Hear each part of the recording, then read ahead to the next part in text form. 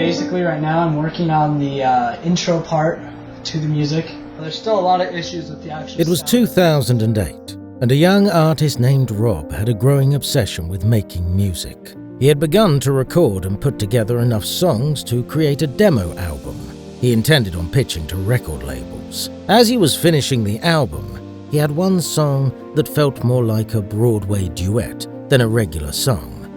He decided he should get someone else to record the song with him. It just so happened that he'd recently met a talented singer named Britney, whose voice fit the song perfectly. After asking friends and peers whether or not having Britney join the song was a good idea, they all unanimously agreed she should be included, and Britney herself was eager to join in as well. So the two went ahead with recording the one song as a duet. The album was released in January of 2009, and very few people would listen to it. That didn't stop Rob from continuing on his path, however. He began doing small live venues where his college friends would show up to cheer him on. But small shows and his own marketing push weren't working. So he decided to enlist some more help, once again, to get his demo album more exposure. Rob got his older brother, who worked as a Hollywood cameraman and producer, to help him shoot a promotional music video. Put your head in front of the sun. Forward just an inch. Here? Just a little bit more. Perfect. And I lost myself in your arms. With this new music video in hand, Rob sent his music to anyone and everyone who would listen, mainly through the most common music sharing platform of the time, MySpace. Everyone he showed his songs to kept focusing on the song with Britney, rather than the song he had made the music video for. With the main focus of his demo album being the song with Britney, Rob realized he needed to reassess the strategies and sound of his music. He decided to enroll in school part-time for the upcoming fall semester, to put a more intense focus on his career as a musician. Britney and I are actually going to record the whole album over. I have to basically start over. She's going to be in all of it. My brother just drove down and did a photo shoot with us. It's looking pretty good. After thinking it over, Rob would ask Britney to join his music project as a permanent fixture, and Britney agreed. They would spend several weekends re-recording Rob's old songs as duets, as well as including a song Britney had written herself. And in changing from a solo act to a duo, the group name After the Tone was born. After the Tone would release their first and only album in November of 2009. It was designed as a proof of concept to pitch to record labels and sell as demos at small venues, as well as to share with friends and family. Much like the projects that had come before it, this one was met with silence. That was until May of 2010. Summer break had begun, so Britney was in San Francisco and Rob was in Los Angeles County. Rob had been pitching the After the Tone album to any A&R he could get contact information for, and as summer began, a representative from a major label said that they were interested in the project. They wanted to schedule a time to meet Rob and Britney in person to discuss terms. Hey Britney, I'm sure you saw I called you a couple times, but something with that project happened. It's really big. I can't really talk about too much. You know, I'm not allowed to say point, but it's all good stuff. So we could talk about it.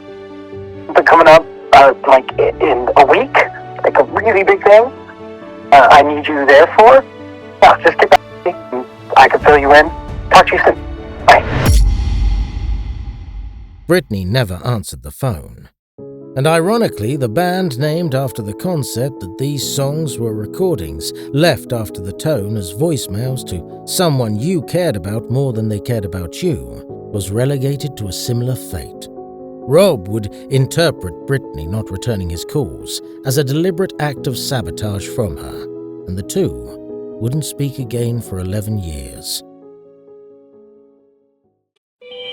When I was young, I thought the ocean was blue. Before I knew it was just illusion. Brittany would go on to continue her music career, traveling the world with her a cappella group, exploring various music-related occupations, and holding no ill will towards the After the Tone project or Rob. Brittany would spend these years never knowing about the record label. She thought the pair had simply lost contact. You see, Brittany had made a habit out of not listening to voicemails, and in fact, her voicemail box was often full, and she would just delete the messages and worry about getting back to people later. From Brittany's perspective, herself and Rob were two friends who did a fun music project together. However, when Rob didn't return to school the next year and moved to Indiana, they lost contact, a common side effect of growing up and growing apart. However, as for Rob, he toiled with growing feelings of resentment and self-loathing. Rob didn't tell anyone about missing out on the record deal.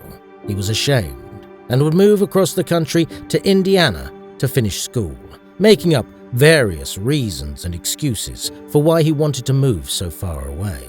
Rob had interpreted what had happened as Brittany blatantly ignoring him for reasons she didn't want to disclose. He spent many sleepless nights trying to uncover what he could have said or done that would have made Brittany want to dismiss and reject him. Hey guys, this song is called Journey Called Life. It's basically the last song I'm going to put in any sort of public forum. After swearing off doing music professionally for several years, Rob would return to a music career in 2018, creating a masked and villainous persona known as We Scheme. We Scheme was an extreme representation of Rob, delivering satirical commentary and controversial songs. This counterculture brand shot Rob to heights he had not seen before, and We Scheme would garner millions of streams and views and thousands of album sales. In 2021, Rob decided to make an album titled After the Tone, to detail what had happened in 2010. In that album, he wrote songs about what had transpired, as well as some songs that were cutting, rude, and aggressive towards Brittany, expressing the hatred, pain, and the malice he had developed over the years towards her, or at least his idea of who she was. Before releasing the album, however, he was persuaded by his community to face his fears and confront Brittany to get her side of the story, and in doing so, would find himself in a phone call that would change both of their lives forever. Hello? Hey, how are you? I'm good. I'm tired. Yeah. So I guess I'm just gonna get right into it. I really do. I want to apologize for what happened 12 years ago. Rob and Brittany would spend the next 2 years cautiously healing, renewing an old friendship and understanding each other as people and artists. Brittany facing her failures in communication and what it may have cost them both, and Rob facing his failures of insecurity, assumptions, and his own fears of rejection.